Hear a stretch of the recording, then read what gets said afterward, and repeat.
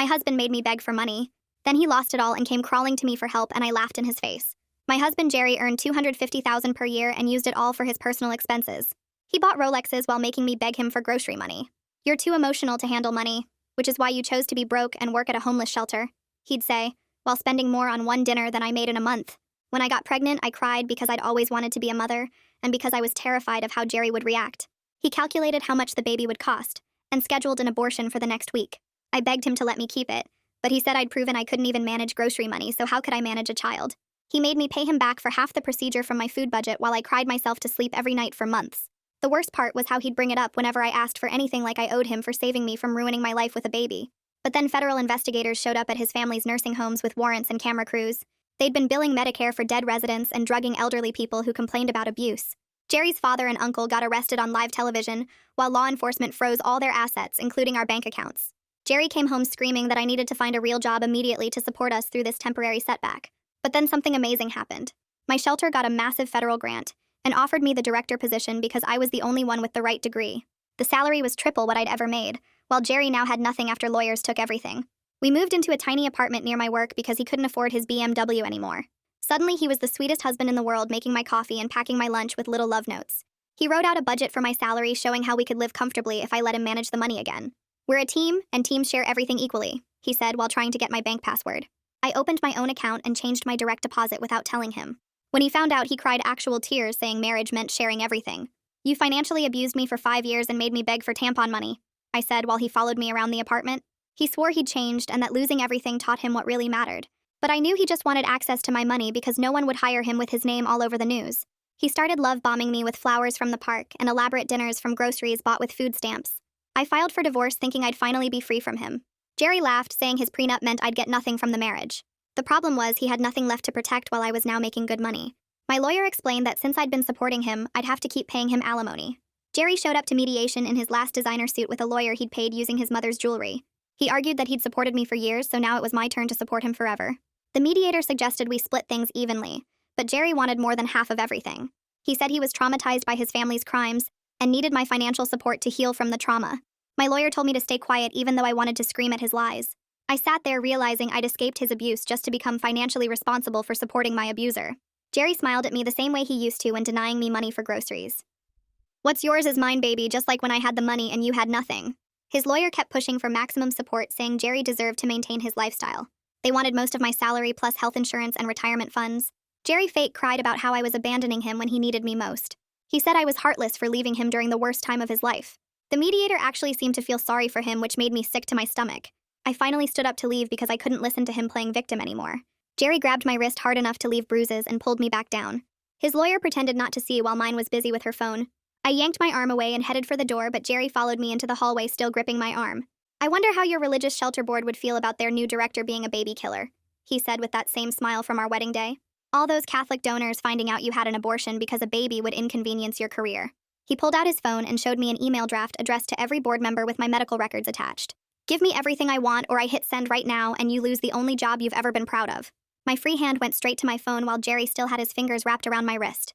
I pulled it out and started taking photos of the red marks already forming on my skin. Jerry tried to grab the phone, but I twisted away and kept shooting pictures from different angles. Then I swiped to his phone screen showing that email draft and took screenshots of everything, including the board member addresses and my medical records attached. My hands shook so bad I almost dropped the phone, but I needed this evidence. Jerry realized what I was doing and yanked harder on my arm, but I jerked away so hard I stumbled backward into the wall. The impact knocked the wind out of me, but I kept my phone up recording as he stepped toward me with his fist raised. His lawyer came out then and grabbed his shoulder, pulling him back while mine finally looked up from her phone. I turned and walked straight for the exit without looking back, even though Jerry was yelling that I was making the biggest mistake of my life. My lawyer called after me asking where I was going, but I couldn't stay in that building another second. Jerry's voice echoed down the hallway saying I'd regret this and he'd destroy everything I'd worked for. The security guard at the front desk looked up as I rushed past, but I kept moving through the doors into the parking garage. My car was 3 levels down, and I ran the whole way hearing Jerry's threats still ringing in my ears. I fumbled with my keys and dropped them twice before getting the door open and locking myself inside. The engine started on the 3rd try, too. I peeled out of the garage so fast my tires squealed on the concrete. I drove straight to the nearest police station, which was only 6 blocks away, and parked crooked in the visitor spot. Inside the station, a desk officer looked up from his computer as I walked in holding my wrist. I told him I needed to file a report for assault and blackmail, showing him my phone with the photos.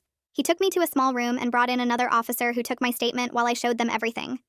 The bruises were already turning purple, and they photographed them with their own camera for evidence.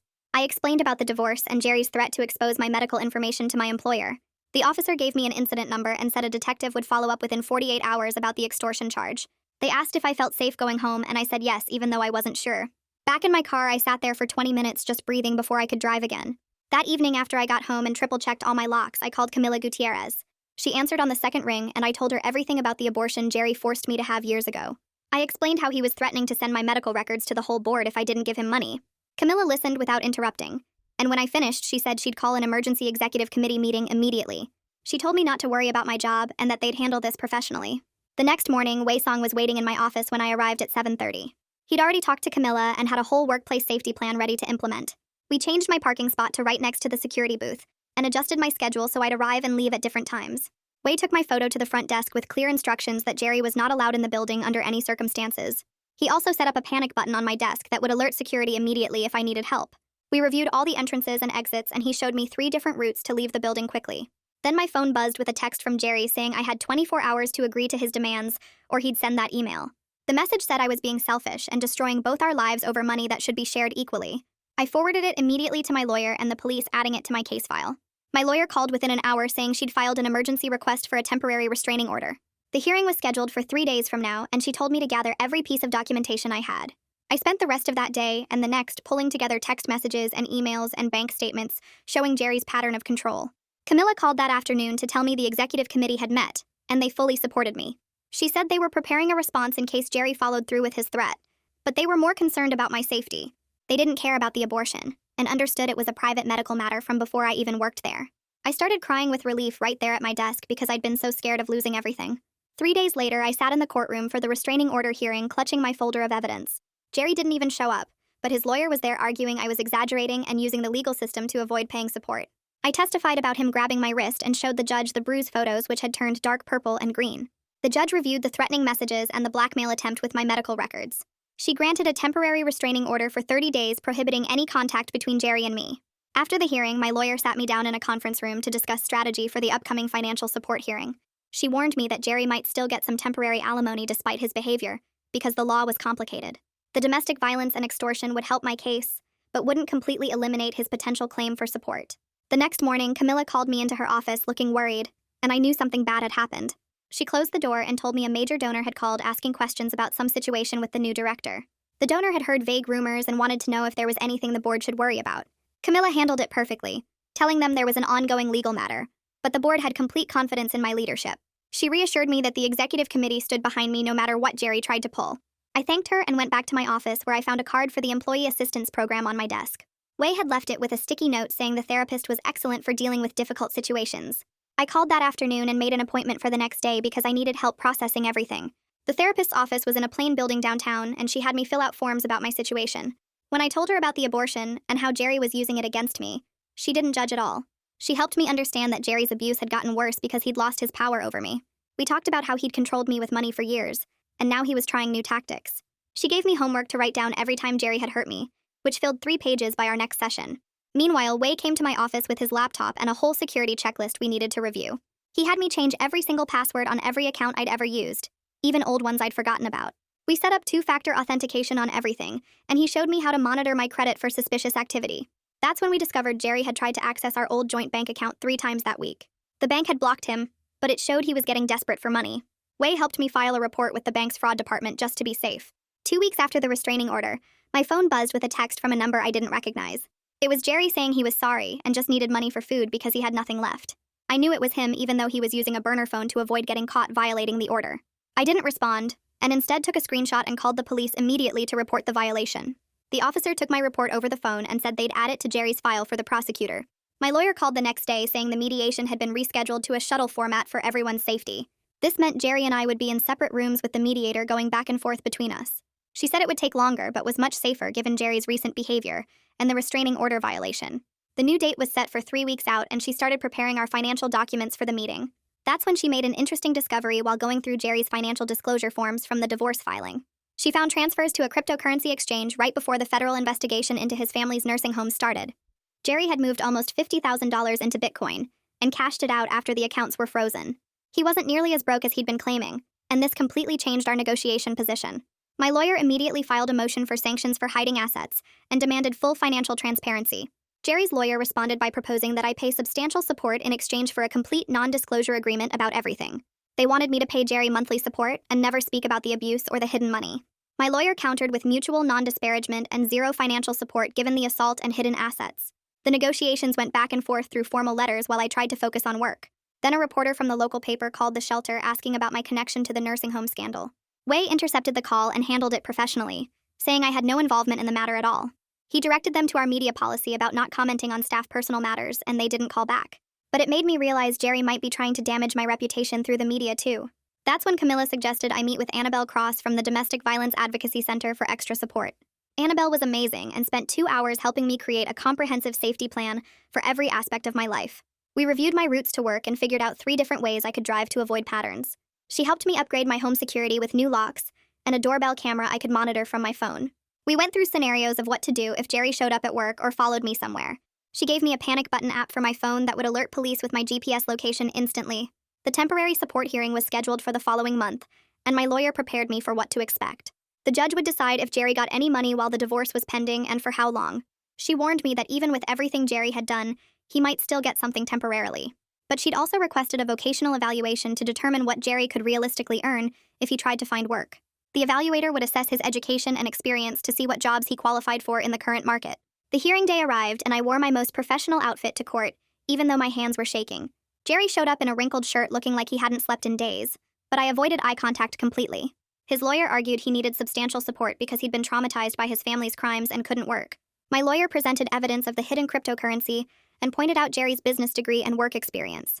The judge listened to both sides and then ordered the vocational evaluation before making any final decisions. He awarded Jerry minimal support of $800 a month for 90 days while the evaluation was completed. Jerry's face turned red when he heard the amount, but his lawyer grabbed his arm to keep him quiet.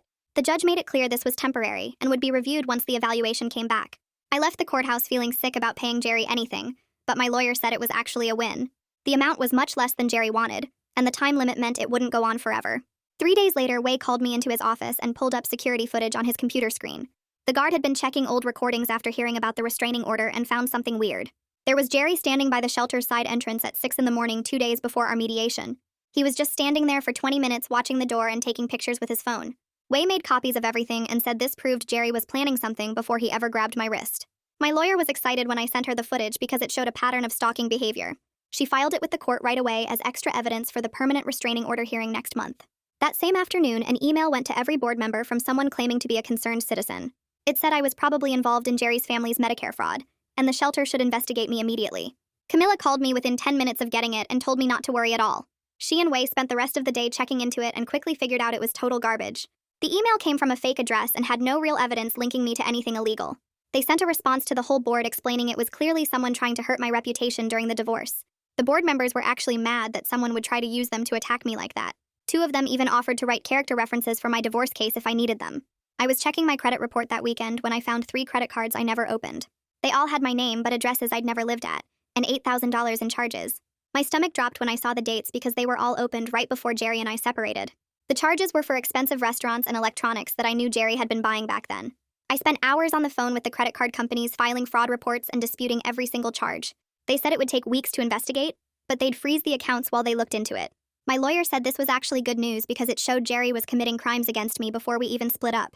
She helped me find a credit attorney who specialized in identity theft cases to handle everything properly. The attorney said we could probably get everything removed from my credit report, and maybe even press criminal charges. My landlord was really understanding when I explained why I needed extra security at my apartment. He agreed to install a doorbell camera and change all the locks at no charge to me. He even added a deadbolt to my door and gave me the only keys, so nobody could copy them. The maintenance guy set everything up in one afternoon and showed me how to use the camera app on my phone. I could see who was at my door from anywhere, and the camera would save recordings for 30 days. My landlord also talked to the other tenants on my floor about keeping an eye out for Jerry. He gave them Jerry's picture and told them to call the police if they saw him anywhere near the building. The old lady next door said she'd watch my apartment like a hawk since she was home all day anyway. A week later, I was at my desk when the mail came with a fancy invitation to our annual donor gala. My hands started shaking and I couldn't breathe, thinking about Jerry showing up there to humiliate me in front of everyone. The room started spinning and I grabbed my desk trying to stay upright, but my legs felt like jelly. My deputy director heard me gasping and rushed over to help me sit down with my head between my knees. She got me water and sat with me until my breathing went back to normal, which took almost 20 minutes. She knew about the divorce and said she'd go to the gala with me as my +1 for support. We made a plan where she'd stick by me all night and help me leave if I felt unsafe. The vocational evaluator's report finally came in, and it was exactly what my lawyer hoped for. The evaluator said Jerry could easily make $75,000 a year within 6 months if he actually tried. He had a business degree and 5 years of experience that made him qualified for tons of jobs. The report listed 20 companies in our area that were hiring for positions Jerry could do right now. It also said Jerry hadn't applied to a single job since the divorce started, which showed he wasn't even trying. My lawyer said this report would destroy Jerry's argument that he needed long-term support from me. Both lawyers scheduled a settlement conference for the following week to try working out a deal without going to trial. My lawyer spent hours preparing a proposal that seemed more than fair given everything Jerry had done to me. She suggested Jerry get support for only 180 days, but he had to prove he was looking for work. He'd have to apply to at least 5 jobs per week and show us the applications or the money would stop. She also wanted him to sign papers saying he'd never contact my work or try to hurt my reputation again. Meanwhile, Camilla was quietly reaching out to our biggest donors to see how they'd react if the abortion story went public. She didn't give details but asked how they'd feel about supporting someone who'd had a medical procedure for personal reasons. Most of them said they didn't care about anyone's private medical choices and would be mad if someone tried to use that against me. A few of the religious donors said they might have concerns, but wouldn't stop supporting the shelter over it. Camilla documented everything, so we'd be ready if Jerry followed through on his threat to tell everyone. Jerry's lawyer called mine with a new demand that made me want to scream into a pillow. Jerry wanted $50,000 in one payment to walk away from everything and never bother me again. My lawyer laughed and said that was insane given that Jerry had hidden money and committed credit card fraud. We countered with $10,000 paid in monthly installments, but only if Jerry got a job and kept it. The payments would stop immediately if he violated the restraining order or tried to contact me at all. His lawyer said they'd think about it, but Jerry was insulted by such a low offer. That night I checked social media and saw Jerry had been posting vague messages about being betrayed and losing everything. He wrote about how someone he trusted completely had abandoned him when he needed them most. He didn't use my name, but anyone who knew us would know he meant me. My lawyer took screenshots of everything and said it was more evidence that Jerry was trying to damage my reputation. She added it to our file for the judge to see at the next hearing. 2 days later, I walked into Way's office at the shelter and asked for time off for all my upcoming court dates. He pulled up the calendar on his computer and we went through each date, marking them in red while he wrote notes about coverage. The deputy director said she'd handle the board meetings, and my program managers offered to take turns covering the daily operations. Way printed out a schedule showing who would be in charge each day I was gone and posted it in the break room, so everyone knew the plan. My lawyer sent over another settlement proposal that afternoon, this one offering Jerry $30,000 over 12 months if he signed the non-disclosure agreement. Jerry's lawyer countered with $45,000 over 6 months plus health insurance for a year. We went back and forth through formal memos for the next week, each one getting a little closer, but Jerry kept pushing for more money every time. I drove to the medical clinic where I'd had the abortion and asked them to add a HIPAA alert to my records. The receptionist typed something into her computer and said they'd now require photo ID plus a security question for anyone trying to access my files. She checked the system and confirmed nobody had tried to get my records since Jerry's breach 3 weeks ago. My lawyer called me into her office the following Monday to practice for the final settlement conference. She sat across from me playing Jerry while I practiced staying calm when she said horrible things about me being selfish and heartless. We spent 2 hours going through different scenarios where Jerry might try to push my buttons or make me lose control. She taught me to count to 3 before answering any question, and to keep my hands folded in my lap so I wouldn't fidget. The permanent restraining order hearing was scheduled for Thursday morning at 9 a.m. I arrived early with a folder containing all my evidence, including photos of the bruises, printed texts, emails, and a USB drive with the security footage. Jerry showed up 15 minutes late wearing a wrinkled suit and sat down hard in his chair, while his lawyer whispered something in his ear. I stood at the podium and went through everything chronologically, showing the judge each piece of evidence as I explained what happened. Jerry's lawyer tried to argue I was exaggerating and that Jerry was just upset about losing his family fortune. The judge looked through all the evidence for 20 minutes without saying anything, while we all sat there waiting. He finally looked up and said the evidence clearly showed a pattern of escalating behavior that posed a real threat to my safety. He granted a 1-year restraining order and warned Jerry that any violation would result in immediate arrest without bail. Jerry's face turned bright red and he started to stand up, but his lawyer grabbed his arm and pulled him back down. 3 days after the restraining order, we finally reached a settlement agreement. Jerry would get $25,000 over 6 months, but the payments decreased each month from $6,000 down to $2,000. He had to provide proof of job applications every week and attend therapy sessions, or the payments would stop immediately. He also had to sign a non-disclosure agreement that included a $50,000 penalty if he ever contacted my work or said anything about the abortion. Jerry showed up to sign the papers looking like he hadn't slept in days. He started yelling about how unfair everything was and how I'd destroyed his life after everything he'd done for me. His lawyer reminded him about the potential criminal charges for extortion and credit card fraud if he didn't sign. Jerry grabbed the pen so hard I thought he might break it and scrawled his signature on every page while staring at me with pure hatred. I met with the full board the next afternoon in the conference room where Camilla had arranged coffee and cookies. I handed out folders containing copies of the signed settlement, the restraining order, and a letter from my lawyer confirming everything was legally resolved. The board members passed the documents around while I explained that Jerry could no longer contact me or the shelter, and that any violation would result in a fine of $100, result in criminal prosecution. They voted unanimously to approve a $10,000 security upgrade, including new cameras, keycard access, and panic buttons in every office. Camilla asked me to work with Wei on creating a workplace policy for employees dealing with domestic violence. We spent the next week researching other organizations' policies and writing up a comprehensive plan. The new policy included 10 days of paid safety leave, free legal consultations, flexible work arrangements, and funding for security measures like changing locks or installing cameras at home. Wei presented it to the board at the next meeting and they approved it immediately, making us one of the first shelters in the state with such a policy. The new policy included 10 days of paid safety leave, free legal consultations, flexible work arrangements, and funding for security measures like changing locks or installing cameras at home. Wei presented it to the board at the next meeting and they approved it immediately, making us one of the first shelters in the state with such a policy. 2 weeks later, my phone rang while I was reviewing grant applications, and Jerry's mother's number appeared on the screen. I let it go to voicemail and listened to her message saying Jerry just needed closure, and could I please call him back to help him move on. I forwarded the voicemail to my lawyer, who drafted a cease and desist letter that afternoon, reminding them both about the restraining order terms. She sent it certified mail and emailed me copies for my records, while I blocked Jerry's mother's number on my phone. The following Thursday, I sat in my therapist's office and talked about the baby for the first time without Jerry's voice in my head. She helped me understand that my grief was real and valid, even though Jerry had forced the decision on me.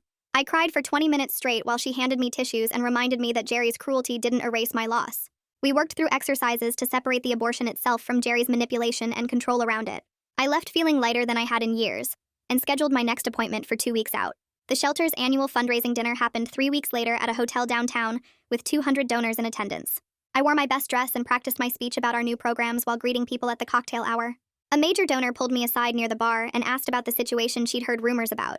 I kept my face calm and told her it was a personal legal matter that had been fully resolved with no impact on the shelter. She nodded, and I quickly redirected to telling her about our job training program's 90% success rate. The conversation shifted, and she ended up pledging an extra $10,000 for the program. 3 months passed, and I checked my bank account every Friday to watch my emergency fund grow despite the support payments. I created spreadsheets tracking every expense and calculated how much I could save each month after bills.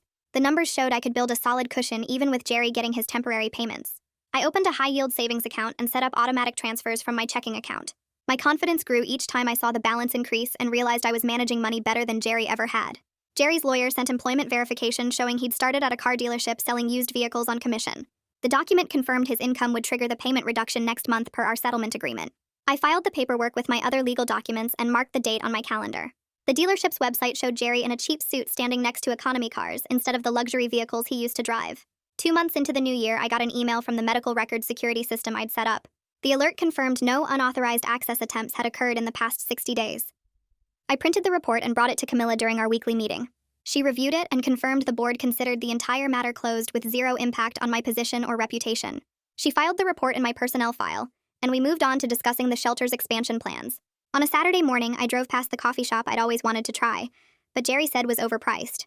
I parked and walked inside, ordering a large latte with an extra shot and a chocolate croissant. The barista made small talk while preparing my order, and I realized I was smiling genuinely for the first time in months.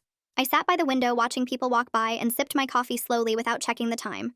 Nobody was waiting for me or tracking my spending or demanding explanations for my choices. I stayed for an hour reading a book I'd bought with my own money and didn't feel guilty once.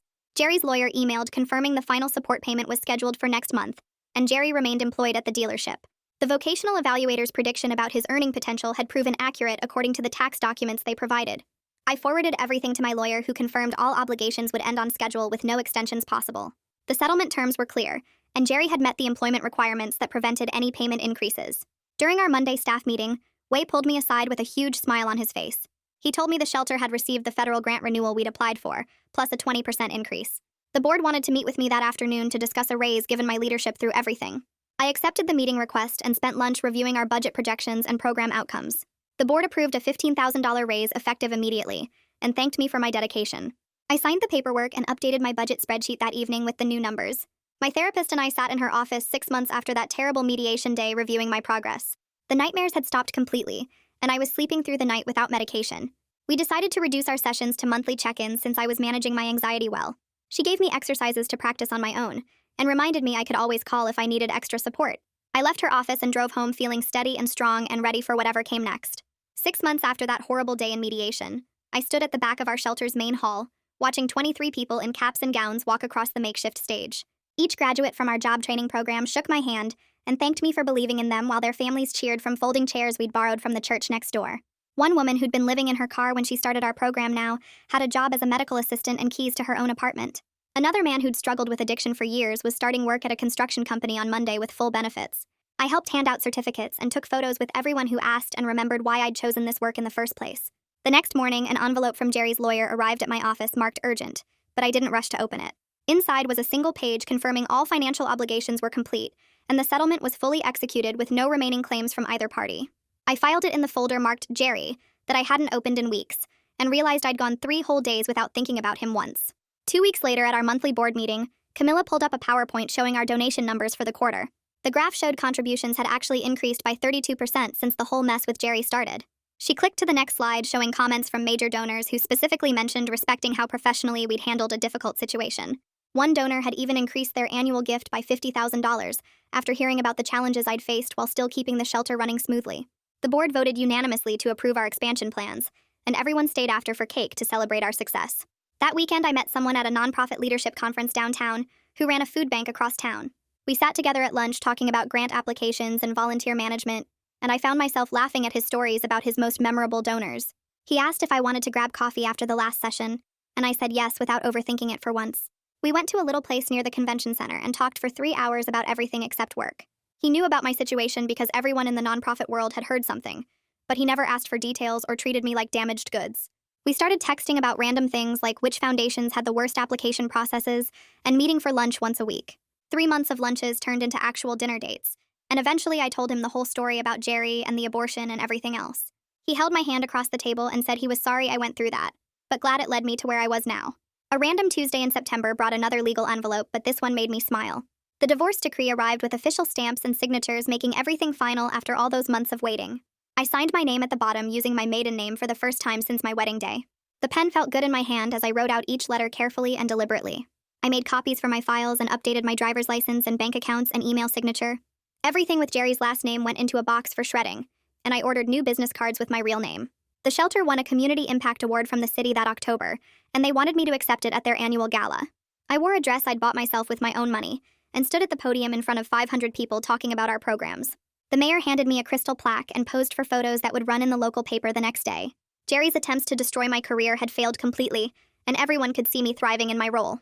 After the ceremony, several other shelter directors approached me about partnering on a regional initiative for workforce development. On my birthday, I walked into a jewelry store downtown just to look around without any plan to buy anything. A pair of small silver earrings with tiny blue stones caught my eye in the case near the register. They weren't expensive or flashy, but something about them felt right, so I bought them with my debit card. The saleswoman wrapped them in a little box with a ribbon, and I wore them out of the store. They were the first piece of jewelry I'd ever owned that wasn't connected to Jerry or sadness or manipulation. Every time I caught my reflection in a window, I noticed them sparkling and remembered I'd chosen them myself. 1 year after that horrible mediation day, I stood in front of 40 shelter directors from across the state leading a training workshop. My presentation covered supporting staff through personal crises and creating workplace policies that actually protected vulnerable employees. I shared my story without shame or hesitation as an example of why these policies mattered. The other directors took notes and asked questions about implementation and legal considerations. During the break, several people thanked me for being so open and said my story gave them hope for their own staff members facing similar situations. By the end of the session, 3 shelters had committed to adopting our workplace violence policies as templates for their own organizations. I packed up my laptop and materials, knowing that survival was possible, and thriving came next. That's my side of things. Now I want to know how you'd handle it, because your takes are always the best part. Drop a comment below and let's see all the different perspectives. I'll be reading through them,